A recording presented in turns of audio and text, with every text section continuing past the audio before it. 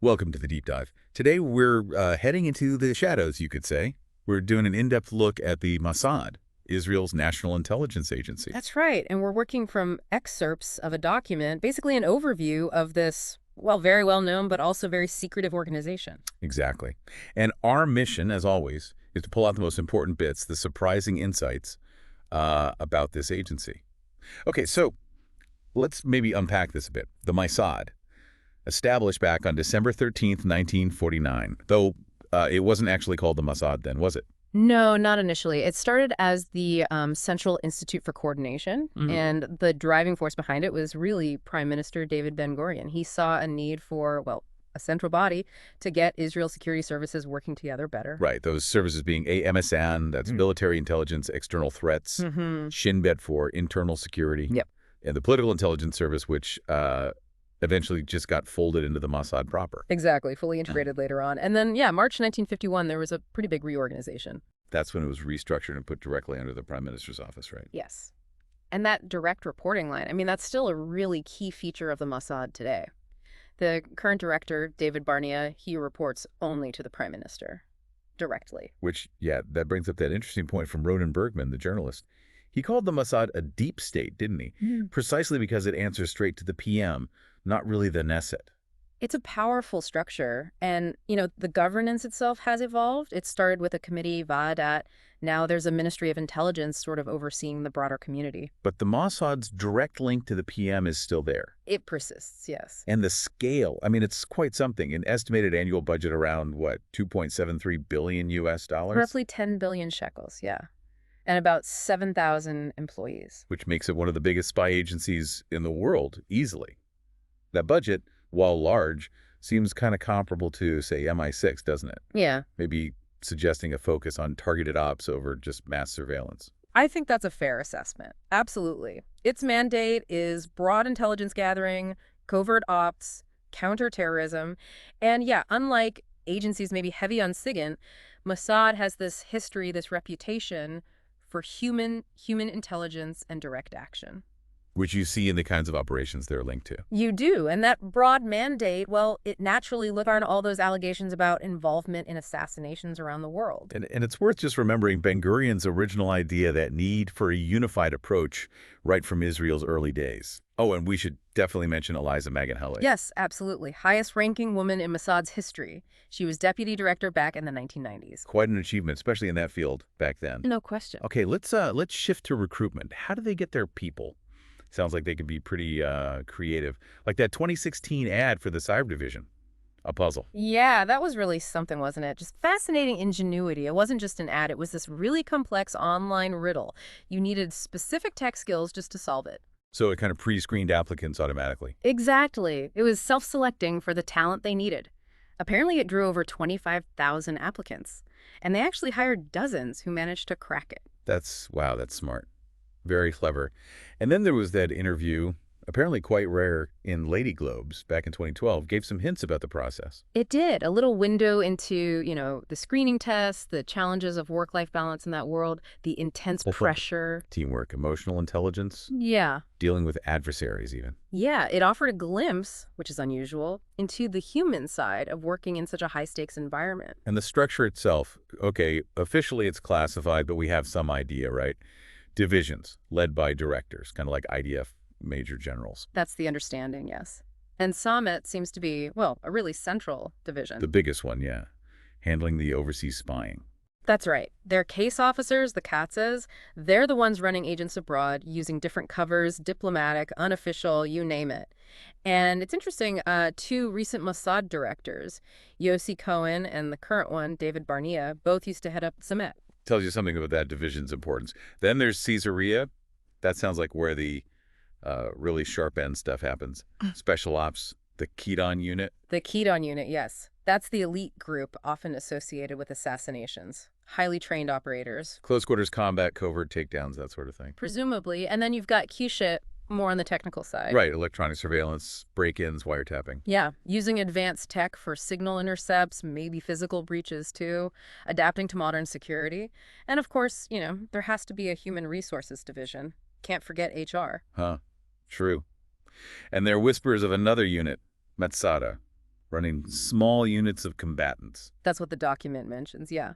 For assassinations and sabotage, seems like another layer to their operational capability. And reflecting how important tech is now, they actually set up a venture capital fund back in 2017. Yes, to invest in high-tech startups, specifically for cyber tech development. It makes total sense, wanting to be right at the forefront. Keeping that technological edge. Absolutely. And naturally, the names of the companies they fund are kept confidential, very on brand. Okay, let's circle back to the CATSA. That's the field intel officer running the agents on the ground. Correct, the case officer. And for Kedon, recruits go through 2 years of pretty intense training. You rehearse, Laya. That's the report, 2 years. It's a huge investment in those individuals. Really shows the level of expertise they demand for those kinds of roles. But maybe one of the most surprising things, for many people anyway, is the role of the Cyanim. Ah, yes, the helpers. It's quite a concept. Unpaid Jewish civilians all around the world just helping the Mossad voluntarily. That's the idea, driven by devotion to Israel. And the scale, I mean, the alleged scale is incredible. Thousands in Britain, potentially tens of thousands in the U.S. back in the late 90s. Wow. So they provide logistical help. Renting cars without the usual paperwork, safe houses maybe? Exactly that kind of thing. It lets the Mossad operate pretty widely, even with, a budget that's large but not infinite. This network stretches their resources massively, and these Sayanim, they might have dual citizenship, but often aren't Israeli citizens themselves. That level of voluntary support, it's kind of astonishing. What does that tell you about the diaspora's connection to Israel? It's a powerful connection, clearly, almost like this global informal support system. And they even use Israeli students, Bodlum, for running errands and things. It really paints a picture of an agency that's, well, deeply embedded and incredibly resourceful. Definitely. Okay, let's talk identity. Their motto, it changed, didn't it? It did, yes. Interestingly, it used to be from Proverbs. For by stratagems you wage war. Pretty direct. And now? Now it's also from Proverbs, but for want of strategy, an army falls, but victory comes with much planning. Seems maybe a bit more strategic, less purely about deception. A subtle shift in emphasis, perhaps. Interesting. And the leadership. Who gets to be the director? Well, it's a mix. About half seem to rise up through the Mossad's own ranks. Speaks to their internal expertise. Yeah, and the other half. Retired senior figures from the IDF, the military. So you get that blend of internal intelligence experience and external military strategic thinking. Probably brings a good range of perspectives, and the appointment process itself is, well, pretty unique. The prime minister just appoints them personally. That's right. For a 5-year term, usually extendable by 1 year, no need for government approval or a supervisory body's okay, just a review by an advisory committee. That's a lot of power in the PM's hands regarding the agency. It really highlights that close tie between Mossad and the executive branch. And, until 1996, the director's name wasn't even public knowledge, kept secret for security. Really? What changed? Danny Edom took office, and apparently there was public criticism, pressure for a bit more transparency, so they started naming the director then. Interesting evolution, that balance between secrecy and accountability. Okay, let's dive into some of the alleged operations, and wow, there are a lot listed here. Operation Harpoon sounds modern. It does.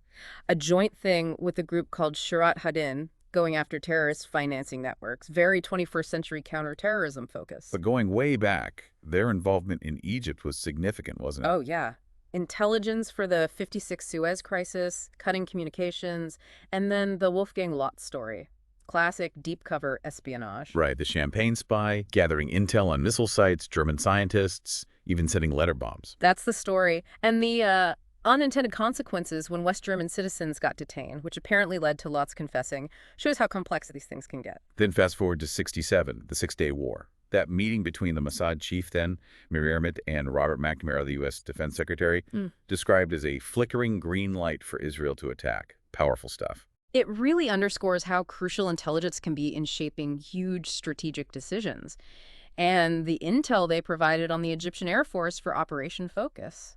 Well, that was clearly game-changing for the war's outcome. And you can't talk Mossad without mentioning Eli Cohen in Syria. That's just legendary espionage. An absolutely incredible story. He got so deep inside the Syrian government, providing critical intelligence on Golan Heights defenses, troop movements, weapons. Hugely valuable for the Six-Day War, too, presumably. Immensely. But tragically, as we know, he was eventually caught and executed. And the story about planting a bug on the main Damascus-Jordan phone line, if true, just shows the audacity. Then there's Iraq. Operation Diamond, getting that Iraqi pilot to defect with his MiG-21 in '66. What an intelligence coup that must have been. Oh, absolutely. Getting hands-on info about a top Soviet fighter jet was huge for Israel and the West. And smuggling his family out, too. A major success. What does an operation like that say about their ability to cultivate assets? It says they were, and likely still are, very good at human intelligence, building trust, and executing complex exfiltrations.